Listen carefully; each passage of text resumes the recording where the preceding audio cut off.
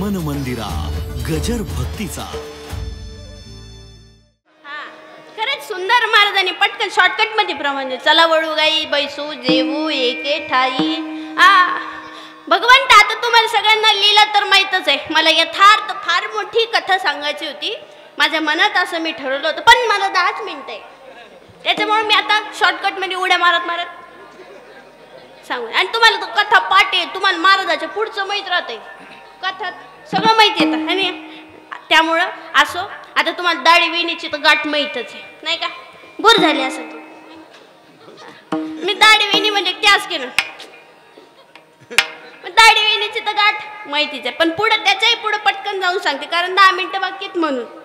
दाढी वेणीची गाठ बांधली. सगळं त्या मुलाचे गोपाळ होते भगवंताचे, ते चिडू लागले त्या दोघांना, म्हणजे नवरा बायकोला दाढी वेणीची गाठ बांधल्यानंतर. मग ती दाढी वेणीची तर गाठ सुटलीच, परंतु नंतर काही दिवसांसुद्धा त्याला रोजच चिडवायचे त्या दोघं नवरा बायकोला पोरं. मग ते परेशान झाले की बाबा आता आपल्या सगळं गाव नाव ठेवतं. पहिले कसं होतं, बायको मागं चालायची नवरा पुढे चालत होता. आता तसं नाही राहिलं, बायको पुढे चालती नवरा असं आहे. पण त्या काळात त्यांचं असं झालं होतं की तो मागं राहिले होते ते आणि ती गोपिका पुढे गेली होती, म्हणून सगळे लोक चिडवत होते. मग त्यांना कंटाळा आला. मग त्याची बायको म्हणाली की म्हणे बाबा आपण एक काम करू, आपण माझ्या वडिलांच्या गावाला जाऊन राहू म्हणे. इथं राहायचंच नाही म्हणे, आपल्याला फार लोक नाव ठेवतात, फार चिडवतात म्हणे लोक. चला म्हणे आपण जाऊ. निघाली दोघं नवरा बायको बैलगाडीत. तेव्हा काय 4 व्हीलर नव्हत्या. मग ते दोघं जण बैलगाडीत निघाले. बैलगाडीत जाता जाता अचानक तिच्या नवऱ्याला शौचालयाला जायचं होतं, म्हणून ते उतरले गाडीतून खाली. उतरल्याबरोबर आता तिथं तर कृष्णाला मोकाच भेटला, आधीच खोडकर. तिचा नवरा बनून तिथं आला. ते शौचालयालाच गेला खरा नवरा, आणि खोटा नवरा बनून आला आणि गाडी हाकत होता. मारला U-टर्न, सरळ चालले होते. वापस घेतली आपल्या गावाकडं. वापस घेतल्याबरोबर ही चालली. हिला वाटलं आता नवराच आहे आपला, पण हिला कळलं गाडी वापस कशी चालली. ती म्हणाली अरे अरे अरे. तेवढ्यात तो तिकडून आला, तिचा नवरा खरा नवरा आला. ते अरे अरे गाडी तर वापस चालली, गाडी वापस चालली. कोण नेऊ राहिलं? पळत पळत गेला. ते म्हणतो काय? कृष्ण म्हणतो त्याला. काय? बायको पण अचंबित झाली, नेमकं नवरा कोणता आहे आपला? आता दोघं सारखेच ना, सेम टू सेम, काही बदललंच नाही, ओळखू येणार तिला.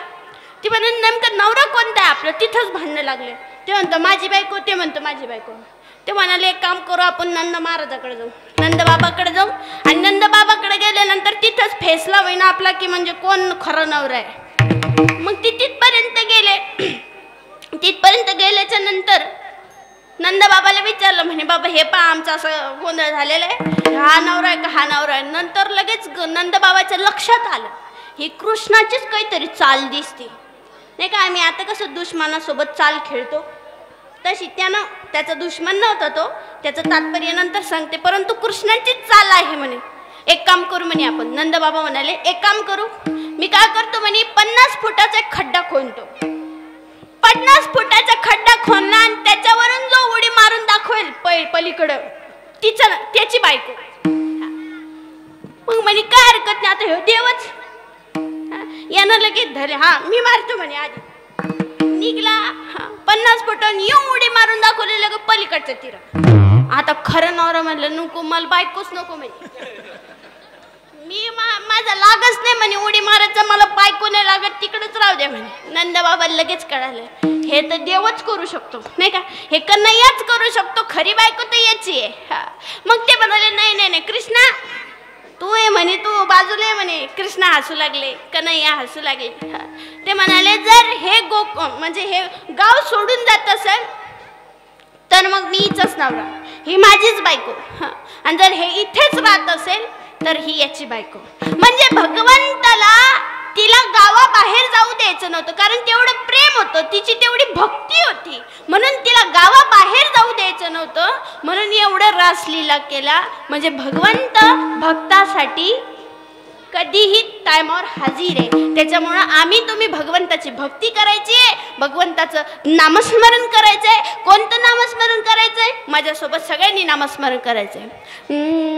कोई कहे गोविंद, कोई गोपाला, कोई कहे गोविंद, कोई गोपाला, मैं तो कहूँ सावरिया बासुरिया वाला, मैं तो कहूँ सावरिया बासुरिया वाला, मैं तो कहूँ सावरिया बासुरिया वाला, मैं तो कहूँ सावरिया बासुरिया वाला। कोई कहे गोविंद कोई गोपाला, कोई कहे गोविंद कोई गोपाला, मैं तो कहूँ सावरिया बासुरिया वाला, मैं तो कहूँ सावरिया बासुरिया वाला, मैं तो कहूँ सावरिया बासुरिया वाला, मैं तो कहूँ सावरिया बासुरिया वाला। गोविंदा गोविंदा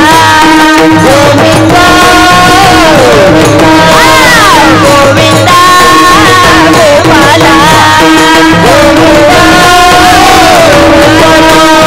मेरा निकागे मेरा ने कृष्ण कहा मेरा ने गिरधर, राधा ने कृष्ण कहा मेरा ने गिरधर, कृष्णा ने कृष्ण कहा कृष्णा ने कृष्ण कहा पूजा ने नटवर। कोई कहे गोविंद कोई गोपाला, कोई कहे गोविंद कोई गोपाला, मैं तो कहूँ सावरिया बासुरिया वाला, मैं तो कहूँ सावरिया बासुरिया वाला, मैं तो कहूँ सावरिया बासुरिया वाला, मैं तो कहूँ सावरिया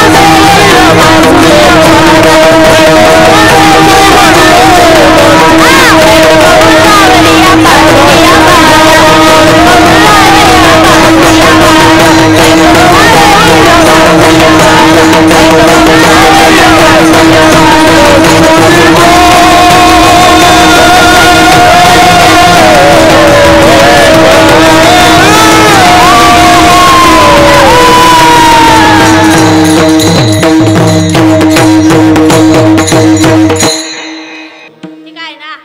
असं बोलता बोलता अचानक उचललं ना ते. हा आणि मग असं भस्कन येणं म्हणजे कधी मध्ये होतं इकडे तिकडे मागं पुढं नाही का. हॅलो हॅलो चालू आहे ना. हा चालू आहे. मलाच थोडं हॅलो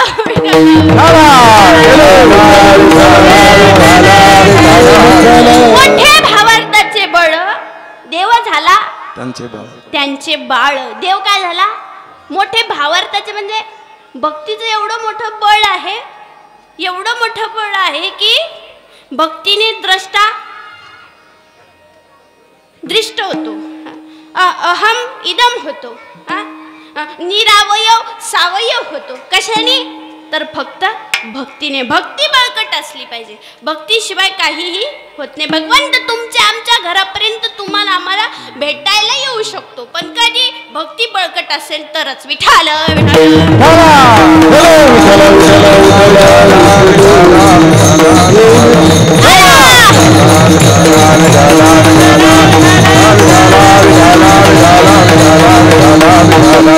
भगवंत कुठे येऊ शकतो भक्तासाठी. पण मला कधी कधी मी कीर्तनच करते पण मला काही कधी कधी प्रश्न पडतात. तुम्हाला नाही पडत हे मी माझं भाग्य समजते, हा, पण मला पडतात.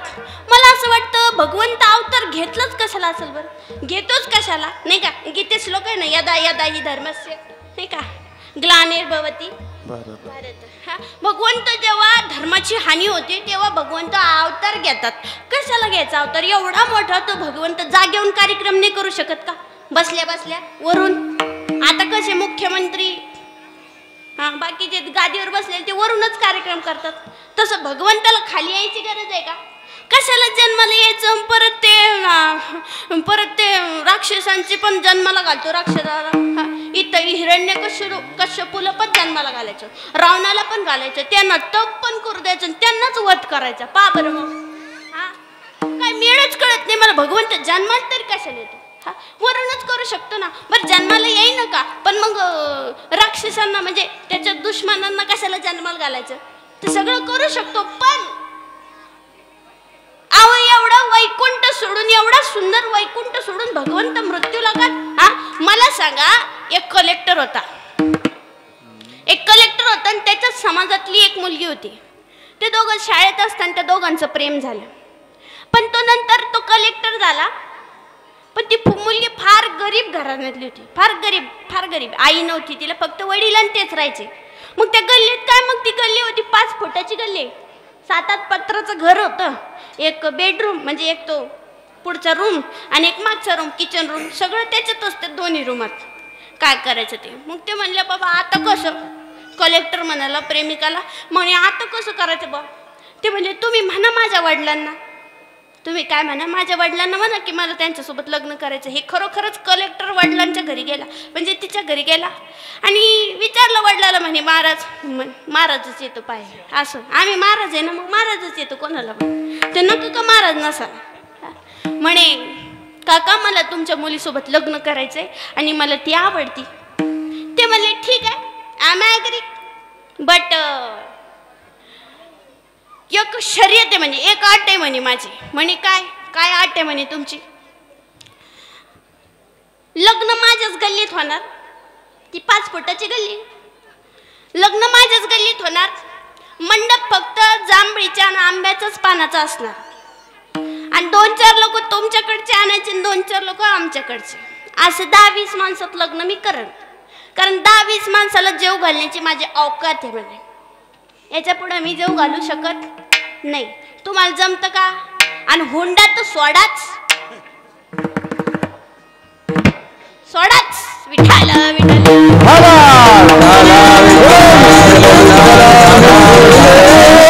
आजकाल काल लग्न झालं आमच्या इथं, काल लग्न झालं. पोरगा असं ठेंगणं बुटक काळं वंजरलं घे. हा ते नुसतं दात चमकत होते, नुसतं एवढं चुकत माझं एवढंच असं. हा आणि त्याला 6 लाख रुपये हुंडा. नवरीच्या पप्पान काय हिशोबाने द्याला असं म्हणलं. नवरी पाहिली तर एवढी सुंदर, त्याच्यापेक्षा उंच एवढी सुंदर, पण त्याला 6 लाख रुपये हुंडा. 6 म्हणजे विथ नवरीच्या बापाने हुंडा पण द्यायचा, त्याच्यात लग्न पण करायचं आणि हे हुंड्याच्याच पैशाचं सोनं घेणार. आम्ही केलं सोनं पुरीला आणि हुंडा कोणाचा आहे, पुरीच्या बापाचा. आणि कोण म्हणतं 10 तोळे सोनं केलं, मजा लेख कोणाची, आणि पैसे घ्यायची 6 लाख हुंडा. असू द्या जरा विषय पांगतो, पण मला हे सांगायचं होतं. तो म्हणाला की हुंडा सोडाच, मी हुंडा देणार नाही म्हणे मी. चालत असेल तुझा मत असेल तर करून घ्या, नाही तर तू म्हणसाल मी कलेक्टर आहे, माझ्या लग्नाला मुख्यमंत्री येतील, खासदार, आमदार, नगरसेवक, हे सगळे येतील, हे मला चालणार नाही. तुमच्याकडचे 2-4 लोक, माझ्याकडचे 2-4 असे 10-20 करून मी जेव घालतो, इतक्यातच लग्न होईल. मान्य आहे का तुम्हाला, पटतं का. आता पहा तो कलेक्टरला बायका भेटणार नाही का, पोरी भेटणार नाही का. प्रशासकीय अधिकारी, शासकीय नाही प्रशासकीय अधिकारी, त्याच्या सही शिवाय जिल्ह्यात पंतप्रधान पण येऊ शकत नाही देशाचा, त्याच्या सही शिवाय. आणि असा तो, त्याला पोरी भेटणार नाही का. भेटन ना, लागन तेवढं लाईन लागन, पण तिच्यावर प्रेम होतं, खूप प्रेम होतं. मग काय करावं त्यानं, लग्न करावं का न करावं, काय म्हणता तुमचं काय. करावं ना. तुम्ही एवढं खुश कस काय. तुम्ही म्हणसान बोललं तिकडून पाप, बोलत नाही बोलत तरी बी बोलता महाराज. नेमकं मेळ काय, आमचा असाच मेळ आहे. विठाल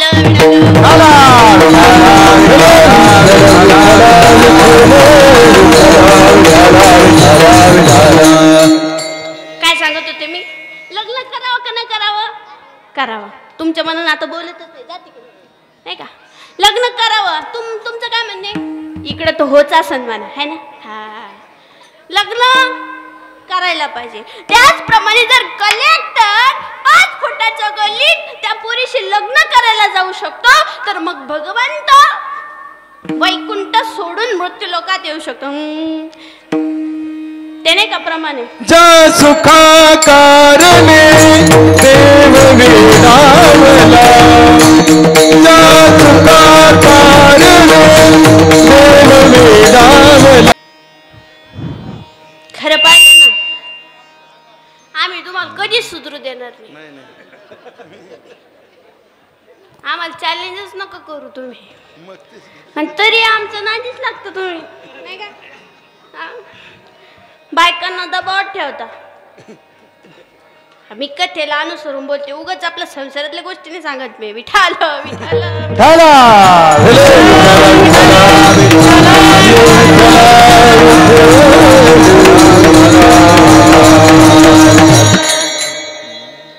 एका दशेला आला भगवंत, ए दशे चरित्र केले नारायण, रांगता गोधने राखीत आहे. तो एका दशेला आला आणि दशेला आल्याच्या नंतर त्यांनी हे कार्य केलं. मग तुकोबऱ्या म्हणतात, त्याचं वय सांगतात. वय म्हणजे असं संख्येतून वय नाही सांगत, इतक्या वर्षाचा झाला होता कृष्ण आणि मग त्यांनी अशी कथा केली, तसं लीला केली, हे नाही सांगत तो. मग तुकाराम महाराज म्हणतात अवस्थेतून वय सांगतात. काय सांगतात? एक रांगताना लीला केली आणि गोधने चारताना. रांगताना बाळ किती वर्षाचं असतं?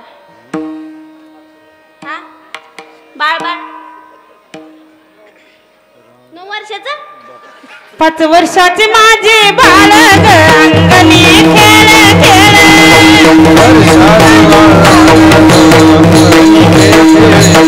5 वर्षाचे माझे बाळ अंगणी खेळ खेळ,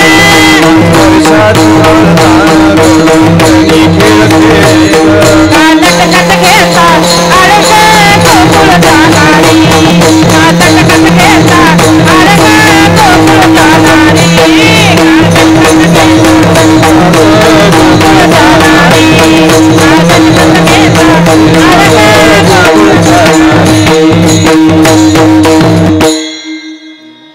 कारण कार्यक्रमाचा टाइम झालेला आहे. 11:15 कीर्तन चालू झालं होतं. आता 12:45 झाला. बरोबर 2 तास होऊन गेले, पण तो माझा महाराजांना अजून काही लिहिलं छेडलंच नाही का. आता तिथपर्यंत आलंच होतं, पण ते म्हणते 10 मिनिटं. खरं पाहिलं तर ते आत्ता येऊन विठोबा रखुमायला सांगितलं त्यांनी मला ताई अर्धा तास.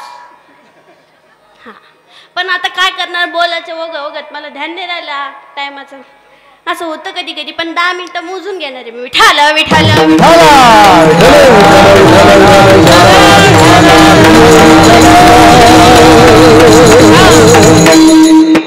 भगवंताने लीला केल्या. बाळ केवढं किती महिन्याचं असतं? महिन्याचं, वर्षाचं. मला झालं नाही, मला माहीतच नाही ना, अनुभवच नाही ना अजून. त्याचं मम्मी म्हणलं किती वर्षाचं असतं नाही का, पण ते महिन्याचं असतं वाटतं आहे ना. हां, त्या आजीने सांगितले 7 ते 8 महिन्याचं बाळ रांगतं आणि जेमतेम 11व्या महिन्यापर्यंत रांगतच आणि 12व्या महिन्यात ते तुम म्हणसान. मग तुम्हाला तर माहित नव्हतं, हे कसं माहिती आहे? मला 2 भाषा आहेत म्हणून माहिती आहे. विठाल विठाल हो.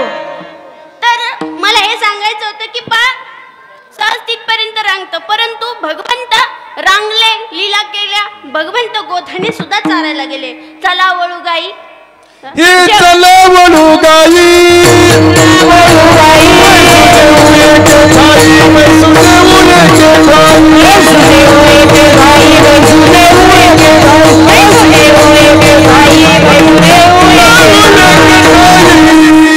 वाह, याला म्हणते ऍडजस्टमेंट. कोई कहे गोविंद कोई गोपाला, मैं तो कहूँ सावरिया बासुरिया वाला, मैं तो कहूँ सावरिया बासुरिया वाला. राधा ने कृष्ण कहा, मीरा ने गिरधर, राधा ने कृष्ण कहा, मीरा ने गिरधर. कृष्णा ने कृष्ण कहा, खूब जाने नटवर, कृष्णा ने कृष्ण कहा, खूब जाने नटवर. कोई कहे गोविंद कोई गोपाला, मैं तो कहूँ सावरिया बासुरिया वाला, मैं तो कहूँ सावरिया बासुरिया वाला. गोविंदा गोपाला, गोविंदा गोपाला. बोलो श्री कृष्ण भगवान की. आणि माईक कोण बंद होतो? Hello hello. विठाल विठाल विठाल.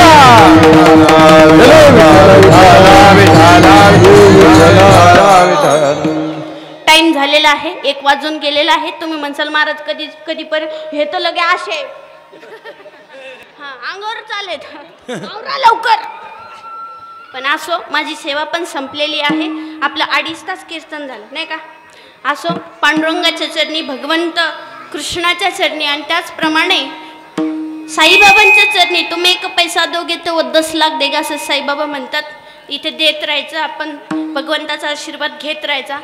असो भगवंताच्या कृपेच्या चरणी साई महाराजांच्या चरणी सेवेला इथं अर्पण करून, विठ्ठलांच्या चरणी अर्पण करून, हनुमंतरायाच्या चरणी अर्पण करून, त्याचप्रमाणे माझ्या आईबाबांच्या चरणी अर्पण करून सेवेला इथं पूर्णवेळ. पण आपलं अभंगाचं पहिलं चरण झालेलं आहे, दुसरं चरण सोडायचं होतं मला. मी तयार आहे, 3 वाजेपर्यंत कीर्तन करते. मी करू का? मी सोडवते सगळा अभंग, पण यांना जमणार नाही. म्हणून असो पुढच्या वेळेस जर येण्याचा योग आला माणसानं, तुम्ही आता यायचंच का पुन्हा? जर योग आला तर मी नक्कीच ते करण्याचा प्रयत्न करेन. असो तुम्ही खूप भाग्यवान मंडळी आहात की ह्याही वर्षी तुमचा सप्ताह झाला, मागच्याही वर्षी झाला. कोरोना एवढा आपल्या अंगावर येत असून सुद्धा तुम्ही भाग्यवान लोक. भरपूर माझे कीर्तन कॅन्सल झाले, घेतलेला कार्यक्रम कॅन्सल झाले, परंतु तुमची खरंच कमाल आहे. आणि खरं म्हटलं तर सरकार, घडामोडी सरकार येते, भरपूर कार्यक्रमाचे ते संयोजक असतात, व्यवस्थापक असतात. व्यवस्था करणं म्हणजे काही साधी गोष्ट नाही. प्रत्येक म्हणून मी त्यांना सरकार म्हणले बरं का, नाही तर. पण असं एवढी सुंदर लाभलेली मंडळी, गायनाचार्य, उत्कृष्ट गायनाचार्य महाराजांचं नाव काय? सुंदर महाराज. सुंदर महाराज, सुंदर आवाज आहे, गोड आवाज आहे, सुंदर महाराज. पण काळे आडनाव नाही का, नाव आलंय सोबत नाही का. पण असं सुंदर महाराज, तुम्ही काळे पण आहे थोडं, जमत. सुंदर महाराज काळे. असो राग नाही आला ना मला, असं गंमत करायची. तू म्हणतो तू एवढी मोठी कॉलेज. पण असो सुंदर महाराज काळे यांचं फार सुंदर साथ दिली, त्याबद्दल महाराजांचे धन्यवाद. माझ्यासोबत आलेले माझे भाऊ हरिभक्त पारायण श्याम महाराज चापाईतकर यांचेही धन्यवाद. खरं म्हणलं तर तो आणि मी आम्ही एकत्र फार गावं फिरलो आणि त्याची मला साथ असते, माझी त्याला साथ. मी कधीच त्याचं वर्णन करत नाही, पण आज करू वाटलं म्हणून करते. नाही तर आमचा वर्ग वेगळाच आहे जरा. बहीण भावाचं माहिती आहे ना कसं असतं, तसं आहे कुत्र्या मांजऱ्याचा. पण असं माझा भाऊही माझ्या इथे सोबत उपस्थित आहेत, त्याबद्दल त्यांचे धन्यवाद. ताईंचं नाव प्रत्येक वेळेस भेट होती पण नाव विसरून जाते मी. काळेताईच आहे का? बरं, काळेताई ह्या इथे उपस्थित आहेत, धन्यवाद. 2 अजून ताई होते, त्यांचे सुद्धा धन्यवाद. चोपदार भालदार यांचे धन्यवाद. आणि विनेकरी आईंचं नाव काय? गोंगडे हा ना. हां, त्या ताईंचं पण धन्यवाद. आणि एवढी सुंदर बालमंडळी माझ्यासोबत माझे गोपाल उभे आहेत, त्याबद्दल त्यांचेही धन्यवाद. आणि त्याचप्रमाणे मला सुंदर अशी साथ देणारे मृदंग विशारद हरिभक्त पारायण, ज्यांच्यामुळेच मी इथपर्यंत पोहोचले, तुमचा माझ्याशी परिचय झाला, असे असणारे हरिभक्त पारायण रवी महाराज पाटील हे इथे उपस्थित आहेत. आणि एवढी सुंदर साथ दिली त्याबद्दल त्यांचे धन्यवाद. आणि त्यांनी एवढं सुंदर जीव तोडून वाजवलं त्याच्याबद्दलही धन्यवाद. त्यांच्यासाठी एकदा सगळ्यांनी टाळ्या वाजवायच्या आहे. वा, खूप सुंदर वाजवतात, त्याबद्दल त्यांच्या बाबांचं नाव काय? तांबे बाबा यांचेही धन्यवाद. खूप सुंदर पेटी वाजवतात, अक्षरशः स्वराला स्वर देतात, त्याबद्दल तुमचे धन्यवाद. ही भगवंताची देण आहे, दुसऱ्यांनी म्हणा आपण स्वर वाजवणं, हे तुमचेही धन्यवाद. आता तुम्ही म्हणाल आमचे कधी मानता? तुम्ही तर सोन्याहून पिवळे एवढ्या गरमीत कीर्तन ऐकलं. मी तर बोलते पण माझ्या आतून हाल काय मलाच माहिती आहे. त्यात फेटा, वरून केस सगळे वल्ले झालेत. पण असो तुमचेही खूप खूप धन्यवाद. एवढं शांत चित्तानं आणि एवढं वातावरण कडक असताना कोणी मास्क, कोणी स्टॉल बांधून, कोणी काय काय आपल्या आपल्या पद्धतीनं बसलेल्या त्या मंडळींचे धन्यवाद. आणि या समस्त नगराचे पण धन्यवाद, कारण तुमच्यामुळेच मी इथपर्यंत पोहोचले, त्याबद्दल तुम्ही म्हणजे एवढे जलद हे यांच्यामुळं जलद चालले. पण असं म्हणजे हे कारण नाही, कारण वेळच होऊन गेलेला आहे, त्यामुळं तर तुमच्या सगळ्यांचे खूप खूप खूप धन्यवाद. पुढच्या वर्षी मी चरण सोडण्याचा प्रयत्न करेन. विठ्ठल जय ज्ञानेश्वर माऊली,